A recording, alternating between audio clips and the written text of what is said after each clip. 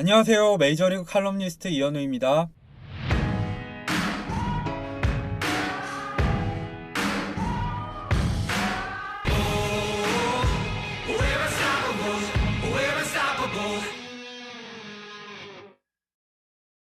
얼마 전에 독자 한 분한테 메일을 받았는데요. 바로 평균 구속이 145km밖에 안 되는 류현진 선수가 어떻게 메이저리그에서 최고의 활약을 펼치고 있냐는 질문이었습니다. 사실 이 질문은 올 시즌 류현진 선수가 엄청난 활약을 펼치면서 제가 가장 많이 받는 질문이기도 한데요. 그런데 류현진 선수가 잘 던지는 원인은 굉장히 복합적이기 때문에 매일 한 통으로 설명하기가 쉽지 않았습니다. 현지 언론을 비롯한 여러 매체에서는 제구가 좋다, 5가지 구종을 잘 섞어 던진다, 이런 식으로 설명하고 있는데요. 이런 식으로 설명하고 많은 이유가 역시 깊게 들어가기에는 기사 하나로 설명할 수 있는 내용에 한계가 있기 때문입니다. 사실 이건 저 역시 마찬가지였는데요. 하지만 유튜브를 하다 보니까 얼마든지 유튜브라는 채널 안에선 길게 다룰 수 있을 것 같더라고요. 그래서 이번 기회에 류현진 선수가 잘 던지는 원인을 하나씩 현미경처럼 분석해 보려고 합니다. 그리고 그 중에서도 가장 먼저 살펴볼 부분은 역시 류현진 선수의 주무기인 체인지업이 되겠죠. 체인지업이 어떤 구종인지에 대해서는 야구 팬들이라면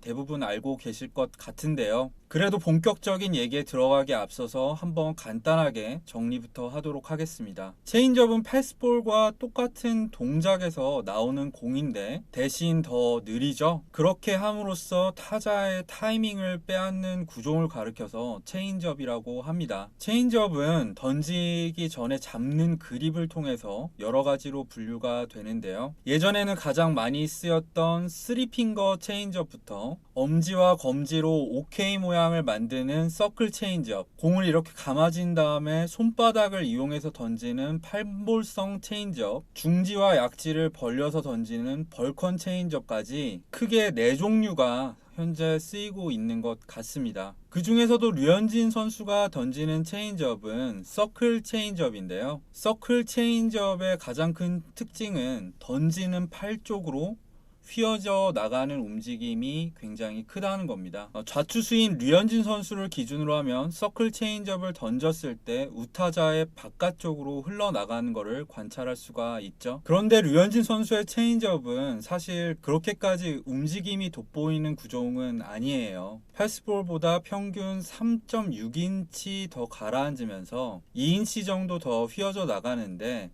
사실 이건 메이저리그 평균과 크게 차이가 없습니다. 그럼에도 불구하고 류현진 선수가 던지는 체인지업은 메이저리그 전체에서 2손가락 안에 들어가는 위력을 자랑하고 있죠. 간단하게 기록을 살펴보면 우선 류현진 선수의 체인지업 피안타율은 1할 10푼 5리밖에 되지 않습니다. 이건 100타수를 기준으로 했을 때 메이저리그 전체 6위에 해당하는 성적이고요. 같은 기준으로 류현진 선수의 체인지업 피장타율은 2할 7푼 3리밖에 되지 않는데 이건 메이저리그 전체 3위에 해당하는 기록입니다. 또한 종합 타격 지표인 WOBA로 봤을 때도 1할 9푼 3리밖에 되지 않거든요. 이거는 메이저리그 전체 2위에 해당하는 성적입니다. 이걸 모두 종합해서 보는 방법이 있죠.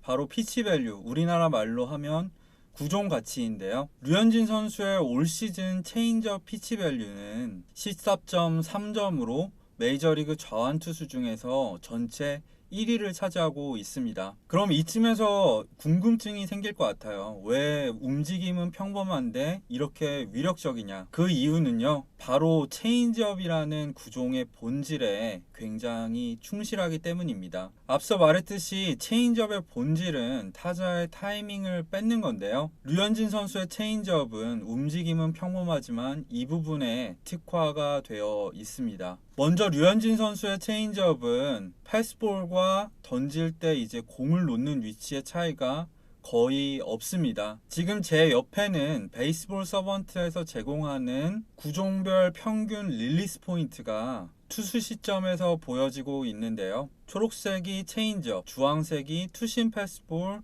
빨간색이 포신 패스볼입니다. 어떤가요? 보시다시피 공을 놓는 위치의 차이가 거의 없습니다. 그래서 타자 입장에선 이 공을 놓는 위치, 팔의 각도 이런 걸 가지고 류현진 선수가 패스볼을 던지는지 체인지업을 던지는지 파악하기가 굉장히 쉽지 않죠. 자, 그럼 이제 타자 입장에서 한번 살펴볼 건데요. 구종별 선이 보이고 그 선에 있는 베이지색 원이 보이실 거예요. 바로 이걸 가리켜서 레코그니션 포인트, 우리말로 했을 때는 인식 시점 정도로 번역이 될 수 있을 것 같은데요. 공이 저 위치만큼 왔을 때 배트를 휘두를지 말지를 결정을 해야지 공을 맞힐 수 있다는 뜻입니다. 그런데 어떤가요? 하늘색 커브볼을 제외한 나머지 구종들은 전부 모여있죠. 4가지 구종인데요. 체인지업 하나를 제외하면 투심, 포심, 커터 다 패스볼 계열 구종입니다. 여기에서 알 수 있는 점은 류현진 선수의 체인지업은 던질 때뿐만 아니라 던져진 직후에도 패스볼 계열 구종과 구분이 쉽지 않다는 거죠. 그런데 이게 끝이 아닌데요. 류현진 선수의 체인지업이 정말 타자 입장에서 상대하기 못 같은 이유가 또 하나 있습니다. 바로 구속의 차이인데요. 류현진의 체인지업은 류현진 선수가 던지는 패스볼의 평균 구속보다 11마일, 그러니까 17.7km만큼이나 느립니다. 그런데 메이저리그 평균 패스볼과 체인지업의 차이가 얼마인 줄 아세요? 8.7마일밖에 차이가 나지 않습니다. 그러니까 류현진 선수의 패스볼 구속과 체인지업 구속의 평균적인 차이는 메이저리그의 평균적인 투수보다 4km가량이나 더 느리다는 거죠. 그렇게 되면 어떻게 될까요? 패스볼인 줄 알고 휘둘렀을 때는 헛스윙이 되는 비율이 굉장히 높아지겠죠. 왜냐하면 구속 차이가 더 크니까요. 또한 체인지업인 줄 알고 휘두른다고 하더라도 또 헛스윙이 되거나 아니면 빗맞은 타구가 될 확률이 굉장히 높겠죠. 마지막으로 살펴볼 부분은 류현진 선수의 체인지업 제구력인데요. 류현진은 메이저리그에서 가장 체인지업을 정교하게 제거하는 투수 중에 한 명입니다. 그건 류현진 선수의 투구 분포도를 통해서도 확인을 할 수가 있는데요. 옆에 보이는 그림은 포수 시점에서 바라본 류현진 선수의 체인지업 분포도입니다. 진한 색일수록 해당 위치에 던져진 비율이 높다는 뜻이고요. 우타자 기준 스트라이크 존 가장 바깥쪽 낮은 위치에 집중되어 있는 게 보이시죠? 또 거기에서 살짝 빠진 위치에도 집중이 되어 있고요. 이렇게 스트라이크 존 보더라인에 살짝 걸치거나 살짝 빠지기 때문에 타자들은 류현진 선수의 체인지업에